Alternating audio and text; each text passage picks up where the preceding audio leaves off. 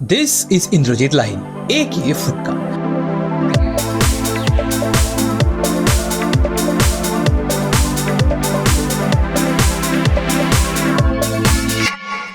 যাকে তোমাদের মধ্যে অনেকে তার মীরের সাথে ফুড ব্লগের জন্য, নইলে এখন তার দেশ বিদেশের বিভিন্ন ফুড ব্লগের জন্য, আর তাছাড়া তার খাবার সম্বন্ধে অগাধ জ্ঞান নিয়ে তার বলা গল্পের জন্যই চেনো। বাট তুমি এটা জানলে অবাক হবে যে ইন্দ্রজিৎ লাহিড়ী কোনোদিনই ফুড ব্লগিং করতেই চাননি, কারণ সে তার কেরিয়ারের শুরু থেকেই এইচপি কোম্পানির একজন সেলস পার্সন ছিলেন।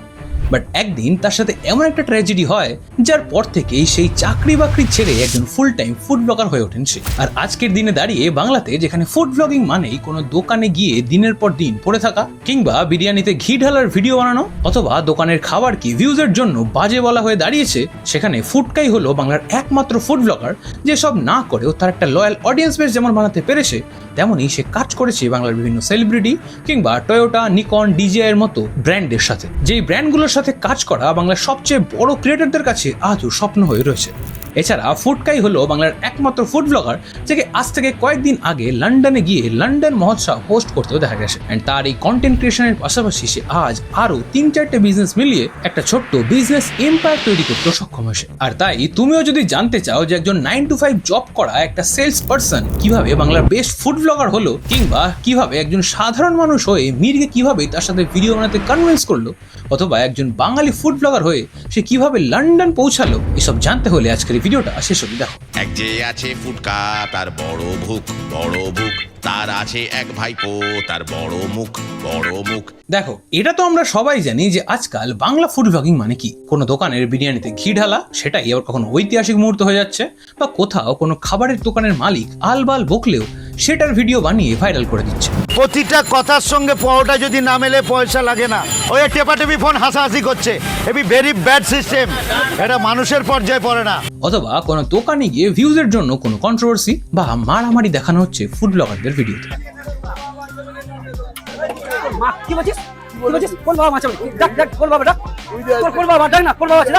এন্ড তুমি মানো আর না মানো, এটাই আজ বাংলা ফুড ব্লগিং এর সিচুয়েশন, যার কারণে নতুন নতুন ফুড ব্লগাররাও হাতে ফোন নিয়ে দোকানে গিয়ে এসব কেচ্ছা করছে ভিউজ আর কিছু টাকার জন্য। আমার দুটো জিনিস কলকাতার খাবার সম্বন্ধে মনে হয়। এক, কলকাতার বেশিরভাগ জায়গা ভালো খাবার বানানো ভুলে গেছে, জাস্ট ভুলে গেছে। বাট তুমি যদি বাংলা ইউটিউবটাকে একেবারে শুরু থেকে ফলো করে থাকো, তাহলে তোমারও নিশ্চয়ই মনে পড়বে যে আজ থেকে প্রায় 8-9 বছর আগে ফুড ব্লগিং বলে বাংলা ইউটিউবে কিছুই ছিল না। হয় কেউ রান্নার ভিডিও বানাতো, নইলে খবরের কাগজে বিভিন্ন রেসিপি বেরোতো, আর নাইলে ওই রান্নাঘরের অনুষ্ঠান। বাংলা খাবার নিয়ে ডিজিটাল ফিল্ডে কথা বলাও ততদিন একটা ট্যাবুই ছিল বাংলাতে। তখন ভাবা হতো যে ফুড ব্লগিং মানেই দোকানে গিয়ে ফ্রিতে খাওয়া আর হ্যাংলামো করা। বাট সেই ক্লিশে ভাঙতেই সেই সময় দুটো মাঝবয়সী লোক বাংলার বিভিন্ন ঐতিহাসিক দোকান এবং সেখানকার খাবারের ইতিহাস বলার সাথে সাথে তাদের প্রত্যেক ভিডিওতে বাংলার ঐতিহ্যকে তুলে ধরতে শুরু করেছিল, যার মধ্যে একজন ছিলেন মীর আফসার আলী, যাকে ততদিনে মিরাক্কেল, মির্চি বাংলা এবং বিভিন্ন ছোট বড় পর্দায় কাজের মাধ্যমে মানুষ তাকে দেখেছে। এটা হয় না বুম্বাদা, এটা হয় না, এটা এই দৃশ্যটা আমার নেই বুম্বাদা, কোনোদিনও ছিল না। হ্যাঁ না বুম্বাদা, না না না বুম্বাদা, না না না, আচ্ছা ঠিক আছে বলছি। তাই সবাই তাকে চিনতে পারল, বাট তার সাথে যে ছিল তাকে কেউই চিনত না। এন্ড সেই মাঝবয়সী লোকটাই ছিল ইন্দ্রজিৎ লাহিড়ী। এখন তোমার মনে নিশ্চয়ই প্রশ্ন আসছে যে একজন সাধারণ মানুষ কিভাবে মীরের মতো এত বড় একজন সেলিব্রিটি এবং বিজি মানুষকে কিভাবে কনভিন্স করলো তার সাথে ফুড ব্লগিং করতে। আসলে ইন্দ্রজিৎ লাহিড়ী এইচপিতে জব করার সময় ক্যালকাটা টাইমসের একটা ফুড ওয়াকে প্রথমবার আলাপ হয় মীরের সাথে। সেখানে মীর একজন সেলিব্রিটি হোস্ট ছিলেন আর ইন্দ্রজিৎ লাহিড়ী একজন পার্টিসিপেন্ট, কারণ সে ছিলেন একজন ফুড এনথুসিয়াস্ট এবং তার খাবার সম্বন্ধে নলেজও ছিল অসাধারণ। অ্যান্ড হয়তো সেই কারণেই মীরকে যখন তিনি কলকাতা তথা পশ্চিমবঙ্গের সমস্ত ইন্টারেস্টিং খাবার দাবারের ব্যাপারে বলতে শুরু করলো, মীরও বেশ ইন্টারেস্টেড হলো এই ব্যাপারে।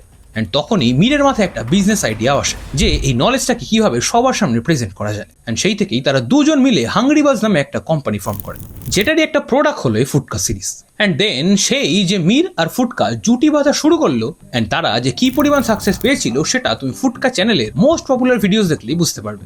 তারা হয়তো ভাবেনি যে তাদের এই কাজ খুব বেশি দিন কন্টিনিউ করতে পারবে, তারা হয়তো খুব জোর হলে 5-6 এপিসোড বেরোবে, আর তারপরেই তাদের এই এক্সপেরিমেন্ট বন্ধ করে তল্পা গুটিয়ে ফেলতে হবে তাদের। হয়তো এরকমটাই ভেবেছিল তারা, কারণ ততদিনে বাংলাতে ফুড ব্লগিং ব্যাপারটা নর্মালাইজই হয়নি।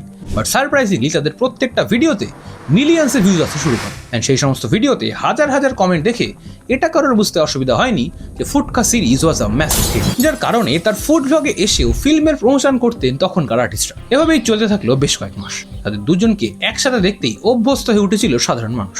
তাদের এক একটা নতুন ভিডিও দেখার জন্য সাধারণ মানুষ অপেক্ষা করে থাকতো যে এবার তাদের নতুন গন্তব্য কোনটা হবে, অ্যান্ড সেই খাবার এবং সেই খাবারের ইতিহাস জানার জন্য তারা অধীর আগ্রহে বসে থাকতো।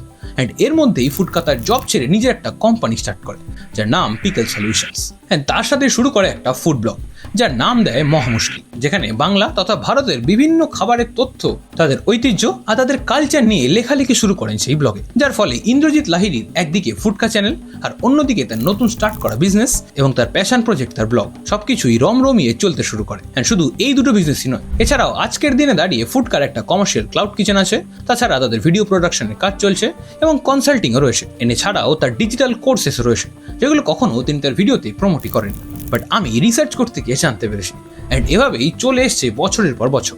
2017 থেকে শুরু করে প্রায় 6 বছর কখনো কলকাতা শহর কিংবা কখনো বাংলাদেশের বিভিন্ন ব্রেকফাস্ট আইটেম থেকে শুরু করে biryani, rolls, Kolkata street food সবই তুলে ধরেছিল তারা তাদের চ্যানেল। আর সেটা দেখেই ফুডকার সাকসেস আন্দাজ করা সাধারণ মানুষের পক্ষে খুব একটা শক্ত কাজ ছিল না, বাট তাদের এই সফলতা দীর্ঘস্থায়ী হলো। কারণ 2023 সালের এপ্রিল মাসের পর থেকে ফুডকা চ্যানেলে মীর আফসার আলীকে আর দেখা গেল না। আর এটা দেখেই সবার মনে প্রশ্ন উঠতে শুরু করলো যে তাহলে কি তাদের মধ্যে ঝামেলা হয়েছে? ইন্দ্রজিৎ লাহিড়ী কি কোনোভাবে মীরের ফেমকে এক্সপ্লয়েট করেছে, কিংবা তার মুখ দেখিয়ে ভিউজ নিয়ে এখন তাকে সরিয়ে দিয়েছে? এসব ছাড়াও আরো নানান প্রশ্নের সম্মুখীন হতে হয় ফুডকাকে সেই সময়। বাট সে তার এক ইন্টারভিউতে জানায় যে 2022-23 নাগাদ মীর তার গপ্প মীরের ঠেক চালু করার পরিকল্পনা করতে শুরু করে। সেই কারণেই সেই বছরই তার এত বছরের মির্চির কাজ এবং ফুডকা চ্যানেল দুটো থেকেই নিজেকে সরিয়ে নেন। Why did Mir exit from Foodka? Honestly, Mir was planning to start a channel called Goppo Miret. It's very, very popular and one of the Yes. best Yes. storytelling We have seen platforms that, or yes. story reading platforms, I should say, on internet, on the YouTube channel. Now, what happened? Mir has a problem. He is very good at doing one thing at a time and give his 100% to it. Okay. So when he started working full time on that Goppo Miret Thek, that his own channel, he left Mirchi. After some days, he left Foodka. And সেই কথাটা যে খুব একটা মিথ্যে সেটা কিন্তু নয়, কারণ এরপর থেকে গপ্প মীরের ঠেকের যে ম্যাসিভ সাকসেস সেটা নিশ্চয়ই তুমি এতদিনে দেখে নিয়েছো। আর ফুডকা সেই ইন্টারভিউতে এটাও বলেন যে আজও তার সাথে মীরের ভালো সম্পর্কই রয়েছে। মীরের ডিসিশন তার নিজের জন্য ভালো হলেও তার এই ডিসিশনে ফুডকা মহাবিপদে পড়ে, যার মধ্যে সবচেয়ে বড় বিপদ হলো তার পরবর্তী ভিডিওতে ভিউজ কমে যাওয়া। কারণ তুমি মানো আর না মানো, ফুডকা চ্যানেলে শুরুর দিকের ভিডিওগুলো মানুষ দেখতে আসতো অনেকাংশে মীরের জন্য, অ্যান্ড সেটাই এতদিন ধরে তার পক্ষে কাজ করলেও এরপর সেটাই তাকে ব্যাকফায়ার করতে শুরু করে। সেই জন্যই যেদিন থেকে মীরকে তার চ্যানেলে দেখা গেল না এন্ড তার পরবর্তী ভিডিওগুলো তার দর্শকদের আর ইন্টারেস্টিং বলেই মনে হলো না। এভাবেই আস্তে আস্তে ফুডকা তার দিক থেকে একা যত চেষ্টা করুক তা সত্ত্বেও কোনো মানুষ যেন শুধুমাত্র ইন্দ্রজিৎ লাহিড়ীকে দেখতে ফুডকা চ্যানেলের ভিডিওস দেখতেই আসছিল না। আর তখনই ফুডকা এমন একটা জিনিস অ্যাপ্লাই করলো যেটা এবারেও তাকে মানুষের ভালোবাসা পেতে হেল্প করেছিল। কারণ ফুডকা বুঝলো যে যখন তার চ্যানেলে মীর ছিল তখন সেই ভিডিওগুলোতে হিরো ছিল মীর, তাই সবাই সেই ভিডিওগুলো দেখতো। সেই কারণেই এরপর নিজেকে ভিডিওর হিরো না বানিয়ে ফুডকা তার ভিডিওতে দেখানো খাবারটাকেই তার পরবর্তী ভিডিওগুলোর হিরো বানাতে বেশি করে ফোকাস করলো, এন্ড তার ফলও পেল সে। আস্তে আস্তে বাংলার এবং চারিদিকে নানান খাবারের গল্প বলতে শুরু করলো ফুডকা, যেই কারণে মানুষ আবারও তার কন্টেন্টের সাথে রিলেট করতেও শুরু করলো। এভাবেই আস্তে আস্তে আজ প্রায় 4-5 বছর পর ফুডকা নিজের স্টোরি টেলিং, লাফটার এসবের জোরেই ফুডকা তার একটা লয়াল অডিয়েন্সেস বানাতে সক্ষম হয়েছিল দ্বিতীয়বারের জন্য। তবে এখন তুমি আমাকে বলতেই পারো যে আগে যেখানে ফুডকার চ্যানেলে মিলিয়ন্স ভিউজ আসতো সেখানে আজ তার ভিডিওতে অ্যাভারেজ 50 থেকে 60,000 ভিউজের বেশি আসে না। তাহলে আর কি অডিয়েন্সেস বানালো সে? আর এখানেই ফুডকার আরেকটা ব্রিলিয়ান্স লক্ষ্য করবে তুমি। দেখো, আমিও জানি যে ফুডকার অ্যাভারেজ ভিউজ এখন মিলিয়ন থেকে কমে 50 থেকে 60,000 গিয়ে থেমেছে, বাট তা সত্ত্বেও তুমি যদি ফুডকার ভিডিওগুলো ভালো করে দেখো তাহলে দেখবে সেখানে রেগুলার বেসিসে টাইটেল স্পন্সর, ব্র্যান্ডস, এছাড়াও আরো অনেক স্পন্সর তো থাকেই, এবং তাছাড়াও বিভিন্ন বাংলা ছবির প্রমোশনেও আসেন অ্যাক্টর অ্যাক্ট্রেসরা তার ভিডিওতে। এমনকি টয়োটা, নিকন, ক্যানন এরকম বড় বড় ব্র্যান্ডের সাথেও নিয়মিত কাজ করেই চলেছেন তিনি। এন্ড আমার মতে যার দুটো মানে হতে পারে, এক, ফুডকার এমন একটা অডিয়েন্স বেস আছে যাদের কাছে পারচেজিং পাওয়ার আসে, তাই বড় বড় ব্র্যান্ডরা তাকে টাকা দেয়।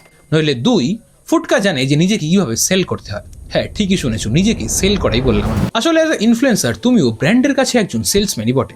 তারা তোমাকে টাকা দেবে আর তার বদলে তুমি তাদের ROI জেনারেট করে দেবে। অ্যান্ড সিম্পলি তোমার মতো আরো সেলসম্যান মানে ইনফ্লুয়েন্সার আছে মার্কেটে, তাই যেই সেলসম্যান কোনো ব্র্যান্ডকে যত ভালো সেলস পিচ দিতে পারবে, ব্র্যান্ড তাকেই টাকা দেবে বা স্পন্সর করবে, তাই না?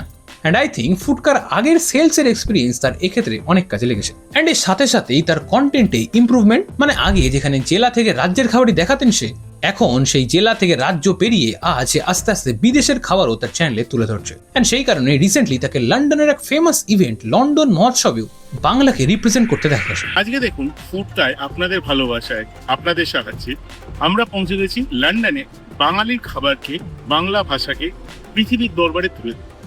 লন্ডন মহোৎসবে এসেছি, যেখানে তিনি ছিলেন একমাত্র বাংলা ফুড ব্লগার তথা youtuber who was invited and got paid. যেখানে তোমার আমার ফেভারিট ফুড ব্লগার বা ইউটিউবাররা তাদের মিলিয়ন্স ভিউজ আসা সত্ত্বেও যেতে পারেনি, অ্যান্ড সেটাই 50 থেকে 60,000 ভিউজ আসা একটা বুড়ো লোক করে দেখিয়েছে। যেখানে তুমি যদি আজকালকার সোকল্ড কিছু ফুড ব্লগারদের দেখো, দেখবে তারা হয় একটা দোকানে গিয়ে দিনের পর দিন পড়ে আসে, নইলে তাদের নিন্দা করছে বা ইচ্ছে করে ঝামেলা লাগাচ্ছে বা বিরিয়ানিতে ঘি ঢালার ভিডিও বানাচ্ছে, যার কারণে তারাও সেরকমই একটা অডিয়েন্স বেস বানিয়েছে যারা ছ্যাঁচড়ামো দেখতেই আসে। অ্যান্ড যার ফলে সেই সমস্ত ফুড ব্লগার জেলা রাজ্য তো অনেক দূর, এই শহরের বাইরের কোনো দোকানের ব্লগ বানালেও মানুষ সেসব আর দেখি না, যেটা তুমি one of the most controversial food blogger ল্যাথখর ফুডির ইন্টারভিউ দেখলে শুনতে পাবে। ধরো আমি আজকে একটা উজ্জ্বলদার বিরিয়ানি ভিডিও বানালাম, সেটা ধরো 1 মিলিয়ন ভিউ। পরের দিন আমি সজলদার বিরিয়ানির ভিডিও বানালাম, সেটা 10,000 ভিউ। আবার তার পরের দিন আমি আরেকটা কারো ধরো সাপোজ বিরিয়ানির ভিডিও বানালাম, সেটা 5,000 ভিউ। আবার উজ্জ্বলদার ভিডিও বানালাম, আবার 2 মিলিয়ন ভিউ। এবার পাবলিক তো 2 মিলিয়ন ভিউ দিচ্ছে, মানে সে দেখতে পছন্দ করছে উজ্জ্বলদার। এবার আমরা দিনের শেষে আলটিমেটলি ফুড ব্লগার হোক আর যাই হোক পেটের দায়ে কাজ করছি, তো আমাদের ভিউ এখন তো জানো রেভিনিউর কি অবস্থা, দিনের শেষে ভিউজটা দরকার, টাকাটা তো দরকার। মানুষ যেটা দেখতে সেটা পছন্দ উজ্জ্বলদা করছে দেখুক আর রাজুদা সেটাই দেখুক তো আর আমরা জেইদা দেখুক। আর অন্যদিকে ফুডকার মতো হাতে গোনা কিছু ইউটিউবার বাংলা তথা জেলা এবং রাজ্যের বিভিন্ন খাবারের দোকান, তার খাবারের ইতিহাস এসব গল্পের ছলে বলে এসেছে তাদের অডিয়েন্সকে, যার ফলে তার আর বাকি সো কল ফুড ব্লগারদের মধ্যে আকাশ পাতালের অডিয়েন্সের ডিফারেন্স থাকবে, এটাই স্বাভাবিক। এন্ড সেই কারণেই যেখানে এইসব আলবাল ফুড ব্লগে কয়েক লাখ লাখ ভিউজ থাকলেও তাদের ব্র্যান্ড ভ্যালু আর পার্সোনাল ব্র্যান্ডিং জীবনেও এস্টাবলিশ করতেই পারেনি তারা, যেটা ফুডকা তার ছোট্ট পাওয়ারফুল অডিয়েন্স বেস দিয়েই করে দেখিয়েছে। অ্যান্ড এই ভিডিওটা বানানোর একটা উদ্দেশ্য যেমন ফুডকার জার্নিটা তুলে ধরা, তেমনি এটাও সব ছোট বড় ক্রিয়েটারদের চোখে আঙুল দিয়ে দেখানো যে যেই সব ক্রিয়েটাররা বলে যে বাংলাতে ভালো ব্র্যান্ড নেই তাই তারা ভিডিও বানায় না, কিংবা তারা জানে না যে কিভাবে ব্র্যান্ডকে অ্যাপ্রোচ করতে হয়। অ্যান্ড এই সমস্ত ক্রিয়েটার যেন ফুডকার জার্নি থেকে কিছু শেখে, বিশেষ করে কিভাবে নিজেকে সেল করতে হয়, কিভাবে একটা ইউটিউব চ্যানেল শুরু করে সেটার থেকে মাল্টিপল সোর্স অফ ইনকাম এবং মাল্টিপল বিজনেস স্টার্ট করা যায়, কিভাবে একটা জব ছেড়ে নিজের ছোট্ট একটা বিজনেস এম্পায়ার স্টার্ট করা যায়, যেখানে একটা সময় পর পুরো বিজনেসটাই অটোমেট করে নিজের প্যাসিভ ইনকামে ফোকাস করা যায়। এবার বাকিটা তোমার উপর যে তুমি বাংলাতে যদি কন্টেন্ট ক্রিয়েট করতে চাও, মানে ফুড ব্লগ বা অন্য কিছু, সেটা কিরকম ধরনের কন্টেন্ট হবে। সেটা কি ওই গাজাখুরি ক্যাচালের ভিডিওস বা কোনো বিরিয়ানির দোকানে পড়ে থেকে সেখানকার ভিডিওতে ঘি ঢালা দেখাবে, নাকি কোনো খাবারের ইতিহাস, তার দোকান এবং সেখানকার কালচারের ব্যাপারে বলবে। কারণ এই দুটোর ফিউচারই তোমার সামনে তুলে ধরলাম ফুডকার এক্সাম্পল দিয়ে। এন্ড এখন তুমি যদি ভেবে থাকো যে আমি তোমায় হাওয়ায় জ্ঞান দিচ্ছি, তাহলে বলে দিই ফুডকাকে নিয়ে জ্ঞান দিয়ে আমি এসবের কিছু ইমপ্লিমেন্ট করিনি, তাহলে তোমাকে বলে দিই যে আমি ফুডকার মতো অত বড় ক্রিয়েটার না হলেও আমিও শিখছি যে কিভাবে নিজেকে সেল করতে হয়, কিভাবে ব্র্যান্ডসদের অ্যাপ্রোচ করতে হয়। এন্ড সেই কারণে I have recently work with the financial brand, যেটার সাথে বাংলার কোনো ইউটিউবার আজ অব্দি কাজ করে। এছাড়াও আমার বেশ কয়েকটা ইনকাম সোর্সও আছে, হুইচ ইজ আমার job, YouTube AdSense, affiliate, sponsorship, freelance gigs, আরও বেশ কয়েকটা। তাই আমি ডিসাইড করেছি যে আমার নতুন চ্যানেলে এসবই তোমাদের শেখাবো, কিভাবে মাল্টিপল ইনকাম সোর্স বিল্ড করতে হয়, সে তুমি একজন ওয়ার্কিং প্রফেশনাল হও, হাউস ওয়াইফ হও কিংবা একজন স্টুডেন্ট। তাই আমার নতুন চ্যানেলটা সাবস্ক্রাইব করে নিও। অ্যান্ড ফুডকার জার্নি থেকে তুমি কি শিখলে সেটাও জানিও কমেন্টে। অ্যান্ড আজকের এই ভিডিওটা ভালো লাগলে ভিডিওটা লাইক শেয়ার করার পাশাপাশি আমার এই চ্যানেলটা সাবস্ক্রাইব করে দিও। অ্যান্ড এখন তোমার যদি আজকের ভিডিওটা ভালো লেগে থাকে তাহলে আমি শিওর তোমার এই দুটো ভিডিও অনেক ভালো লাগে, তাই সেগুলো দেখতে হলে এখানে ক্লিক করে চলে আসো। তোমার সাথে আমার দেখা হবে ওখানে। টাটা।